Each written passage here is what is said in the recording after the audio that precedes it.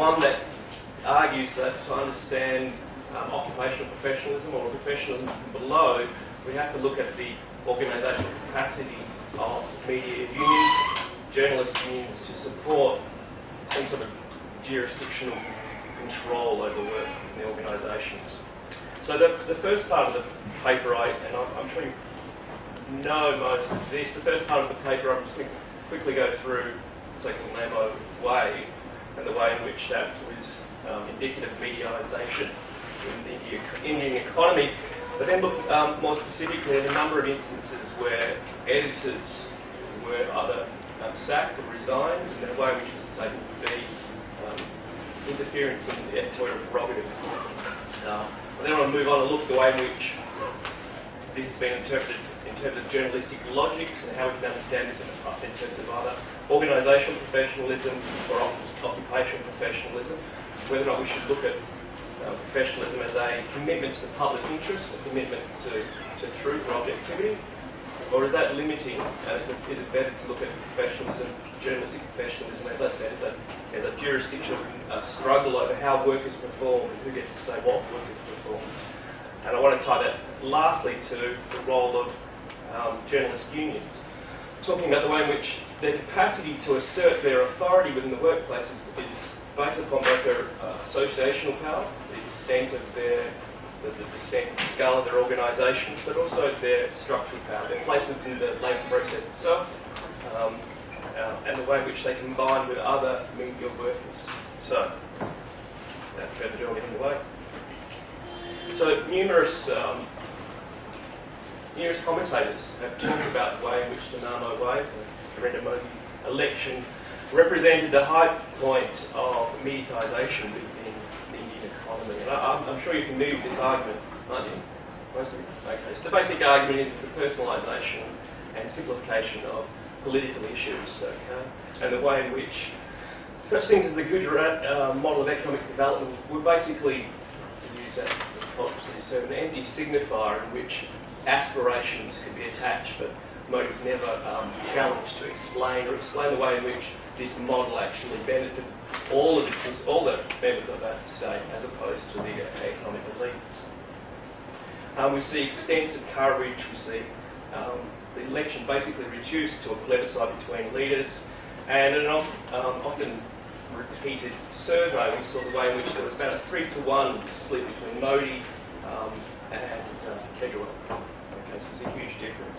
Now, a lot of the commentators talk about this in terms of a bias within the media, but it's perhaps best to look at it in terms of the different organisational capacities between political organisations and the media themselves. So if you look at the way in which the BJP mobilised, it was marked by relentless campaigning, huge outlays on advertising, which fitted in with a shift in the media itself. So increasingly it seems as if there is a greater focus upon reducing expenditure on news gathering, greater focus upon the event that can run throughout the day and limit the amount of labour expended on news coverage. So this preceded the Modi election that Samantha Nin back in 2009 was talking about the way in which there's driven by a reliance upon advertising and a reliance upon gathering a greater share of eyeballs, if you will. There's greater focus upon one story in the newspaper. In this context, the BJP were quite effective in terms of gathering the attention of the news media. However, this seems like the commercial logic, where the BJP campaign was governed by the commercial logic of the media. But there's some more nefarious goings on, which were covered internationally, say the New York Times. This is where a number of different senior reporters and editors, as I said, either were retired, quit, I should say, or were fired. So starting off with Fitzgerald and the Hindu, and going right through, this continued examples going through. The most extreme, I guess, was at Network 18, where the senior and star journalists stood there on the basis of their intellectual or their editorial capacity, I should say, was being imposed on. But then there was a directive from the executives of Reliance Industries about how the AAP should be covered. And basically this was the argument that they were inconsequential. As we see from the election today, it makes perfect sense. And the other argument, of course, would be that this was the way in which gas interests were being reported by the network AT. Now, these can be seen as one-off examples, but what interests me is the way in which both the International Federation of Journalists, I should say, highlighted these developments, the increasing impact on editorial integrity, and the way in which these examples are also used by the TRIBE report, the recommendations of media ownership in Chapter 5, where they talk about internal media plurality. And they talk about the way in which editorial integrity has been undermined. Now, these are examples where you can see where both commercial and political logic combine, so that makes perfect sense. I'm not so sure that they're redolent of a professional logic. Okay? Perhaps a redolent professional logic where someone decides to use exit and then voice, to use Hirschman's model, but in most cases we haven't seen a fundamental change. Despite this, Downey and Yazi talk about the need to look at different sorts of logics, and I'll just go through that now. So they basically use a new institutionalist approach. They talk about, from a sociological perspective, talk about the way in which different institutions are governed by different outlooks, different institutional logics, rationalities, if you will, which describe what's important, what action should be taken. So we've got an example, definition there from Thornton and Cavio. So socially constructed historical patterns, etc., that provide what's meaning to social reality. And they argue, as I said before, that we've seen a combination of a political logic driven by electoral success, a commercial logic, but also by profit maximisation, but also a professional logic driven by the goal of serving public interest. Now, I'm not sure that's necessarily the best way to define professional logic. It does coincide, of course, with a liberal democratic paradigm about what journalism is all about, this idea that the core purpose of journalism is about producing and distributing serious information on central matters of cultural, political and social importance. And in the Indian context, we see that these ideas are being extolled by the major professional organisations and by the Press Council of India. And we see the way in which Shoshana Vidupa has talked about the way in which journalists within India subscribe to these ideas, supposedly at least, although she and her work on journalism within Bangalore, she talks about the way in which we really can't talk about public interest in a sort of abstracted sense, and it must always be tied into class, caste, and regional identities. Nevertheless, in another PhD research, we see that when journalists and editors are asked about what's important to them, they put first and foremost a number of factors that align with that liberal democratic conception of journalism. So provide information fast, educate citizens, sustain democracy. There are some remnants of the developmental journalism that these reporters referred to, but by and large they're adopting, at least as a desired practice, the democratic conception of journalism. What's interesting, however, I think in this research conducted back in 2007 was the way in which, while they might put importance on these aspects, they put much lesser degree of satisfaction, if you will, with their performance in that area. So it's important, but I don't think they're performing to the same extent. And what's perhaps the biggest, is it difficult to read, by the way? Sorry. What's the biggest outlier, I guess, is the role to sustain democracy. Okay, so while they put a fairly number 3 in terms of importance, they believe their performance in sustaining democracy is down to number 7 out of a possible 9 factors. And the argument they put here is that while they have an aspiration to operate in this way, there's organisational factors, political influences and marketing pressure to move away from this. So I think while we can talk about this liberal democratic professional identity as being important, we have to bear in mind the way in which there's a difference between fact and reality.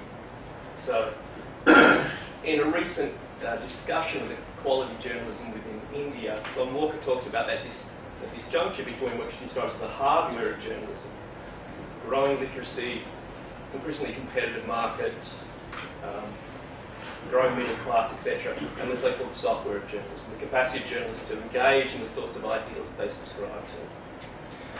And for this reason, I think rather than using a institutional logic discussion, a kind of a normative discussion of professionalism, it's better to use what Sylvia Westford talks about, which is more of a jurisdictional struggle for control over work. Okay. So it's not just public service, it's about how they define what work's carried out and who gets to determine it. Another important distinction we see within this sociology of professions approach is that professionalism can be both a basis of autonomy but also a basis of control too. Because there's organisational professionalism versus occupational professionalism. And the organisational professionalism ties in with what's been a common feature of political economic critiques of the notion of professionalism in journalism. It's a way in which owners, proprietors can divide and conquer in terms of the workforce, and they can ensure that they have a reliant workforce through a sort of responsible autonomy. This idea that people can be professional as long as they do what's expected of them. So as opposed to that, there's the notion of organisational professions, or occupational professionalism, I should say, from below. Now, I just want to give some examples, some recent examples of organisational professionalism in practice. So, back in 2013, after the Writergate scandals and paid news, there was the Press Council of India suggested that there should be a legal qualification to practice journalism and some sort of examination, and this was supported by the Information and Broadcasting Minister at the time.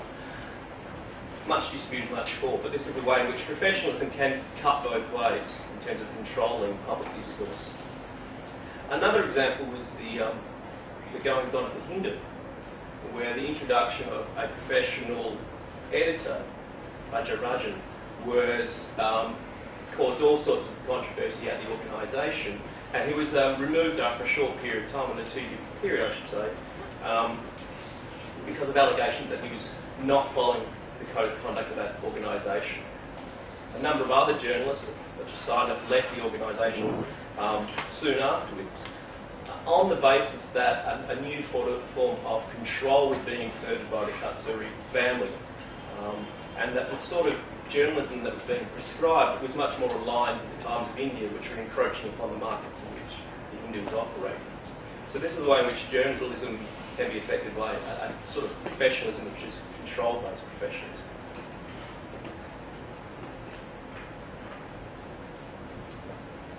So if we're looking at a professional logic that somehow provides a countervailing force to both economic and political pressures, we have to bear in mind that the distinct disparity between the material basis, the coercive capacity of a commercial or a political logic to impose its will, as opposed to a professional logic. So a professional logic, from the new institutional's perspective, is driven by a normative agenda. It's about what's seen to be the correct practice, or at the very most, it's driven by usually weak organisations, unions, federations.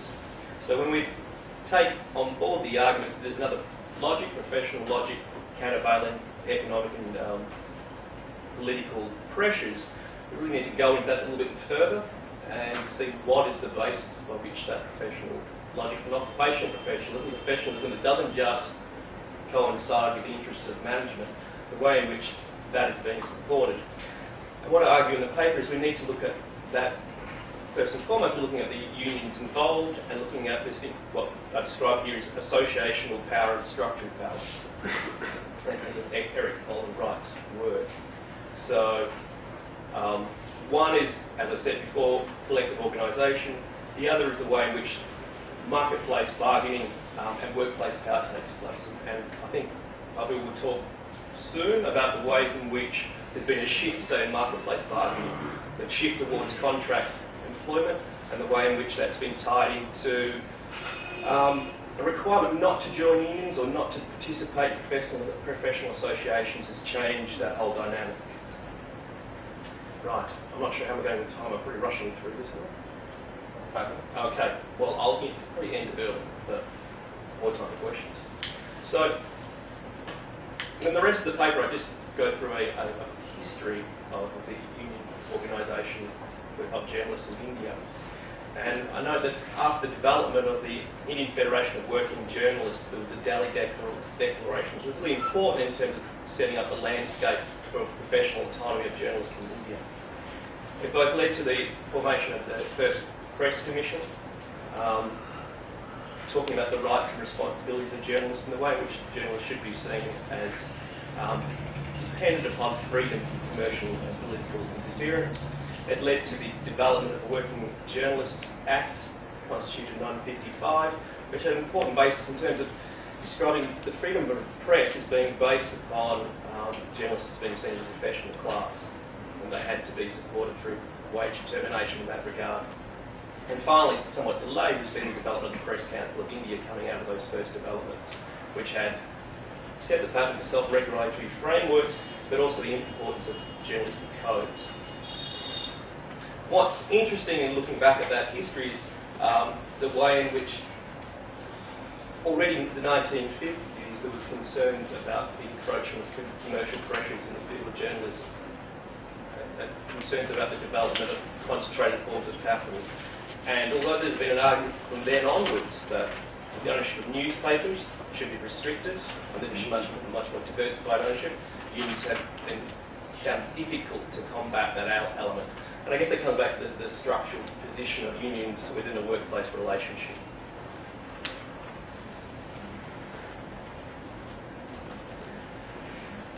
Now, I'm just beginning the research on unions in this area, but it seems to me in terms of the history of the unions, there's been a clear degree of fragmentation both at national and regional level.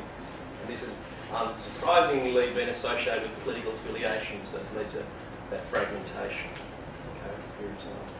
So we've seen development of two major unions, the National Union of Journalists and the Indian Journalists Union, and these have regional affiliations. They are increasingly connected internationally through International Federation of Journalists, through the South Asian Media Network. The newspaper employees are connected through Uni Global, etc. And we have some sort of coordination, particularly through wage bargaining, in terms of the Confederation of Newspaper and News Agency Employee Organisations.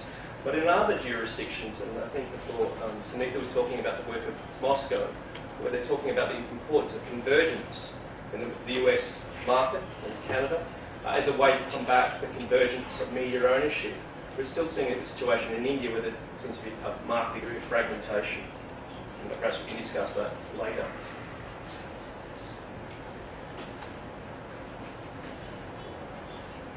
If you want to look at examples of unions' jurisdictional struggle for control over workers, taking place through a number of different ways.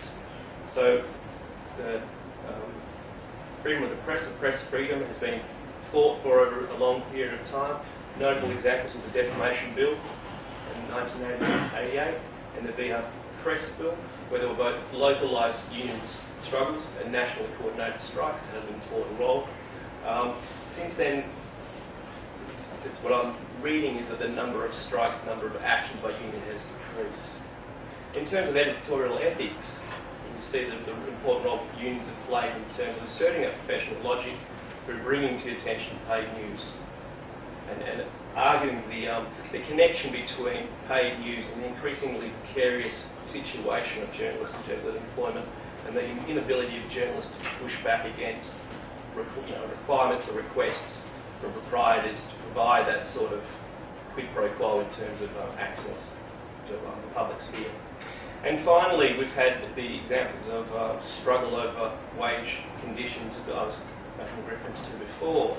The most recent decision from the Wage Board, which came out in 2011, has been challenged continually by the newspaper providers. So the Indian News Society has made all sorts of arguments about the way in which wage increases will undermine the profitability and sustainability of news organisations.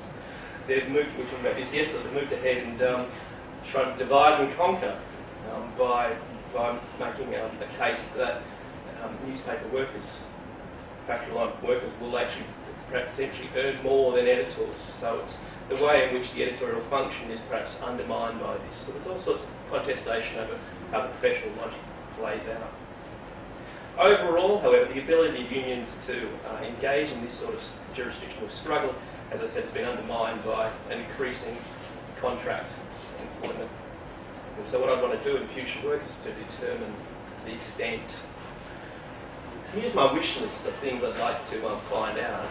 And, so going forwards, I'd like to find out more about union structure, membership, and perhaps full-heartedly density. It's very hard to determine in countries such as Australia the exact figures, but it'd be nice to have a rough idea of density and the shifting pattern there. Regional variations in this sort of membership, political organisation, and perhaps the differences between the activity of unions. To what extent is there a difference between them in terms of where they're based? Getting back to the issue of fragmentation, the degree of coordination and unity in union struggle, and the division between blue-collar workers, white-collar journalists and management. I mean, to give you an example of that, with the, just to conclude, I guess, the case of the Hindu was quite interesting in terms of there was quite a lot of outcry in terms of what happened to the editors there. But the local union, the Hindu office, the National Employees Union, came out in support of getting rid of these professional editors and basically said we wanted to go back to the old ways of running this newspaper. Now the interesting thing there was they were paid a bonus by NRAM, a sign-on bonus to do this. So to what extent can we just always expect unions to support editorial integrity? How does that, the identity of trade union activity differ from the professional identity of journalists and from editors? So is that division within labour involved in these? Finally, journalist unions' ability to address media corporatisation and editorial interference. There's a lot of talk about the ways, say with the Tri report, the ways in which this is an area that must be combated, but to what extent are we likely to see this increased corporatisation being stopped, despite the kind of wish list that the Tri provided in terms of media regulations? On that, I'll end.